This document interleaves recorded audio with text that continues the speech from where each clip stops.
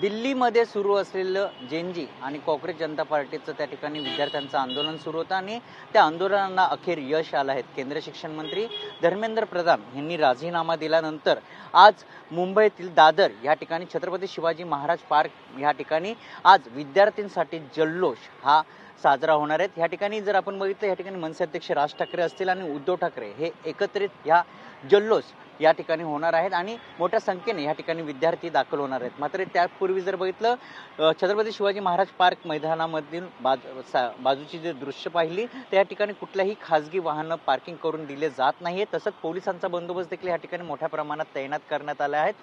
कुठलाही अनुचित प्रकार घडू नये यासाठी दंगल पथक देखील या ठिकाणी तैनात करण्यात आले आहेत। संपूर्ण जर रस्ता जर आपण पाहिला तर या ठिकाणी कोणतीही खासगी वाहनं पार्किंग केली जात नाहीये, कारण की आज विद्यार्थ्यांसाठी मोठा यश मानला जातो। कारण की केंद्र शिक्षण मंत्री यांनी राजीनामा दिल्यानंतर विद्यार्थ्यांमध्ये एक आनंदाचं वातावरण पाहायला मिळत आहे आणि तो जल्लोष या ठिकाणी साजरा होणार आहे। कारण की राज ठाकरे आणि उद्धव ठाकरे यांनी देखील मोठी ती घोषणा केली होती की धर्मेंद्र प्रधान यांनी राजीनामा दिला नसता तर आज या ठिकाणी तिरंगा मोर्चा काढण्यात येणार होता। मात्र अखेर धर्मेंद्र प्रधान यांनी राजीनामा दिल्यानंतर आज या ठिकाणी जल्लोष म्हणजेच विजयी महाउत्सव या ठिकाणी साजरा होणार। त्या ठिकाणी मनसे अध्यक्ष राज ठाकरे असतील आणि उद्धव ठाकरे यांच्या वतीने या ठिकाणी सभा देखील होणार आहेत। मात्र त्यापूर्वी छत्रपती शिवाजी महाराज पार्क मैदानामध्ये आणि परिसरात पोलिसांचा मोठा बंदोबस्त पाहायला मिळत आहे। कॅमेरामन चरणसह मयूर जाधव, TV9 मराठी, दादर।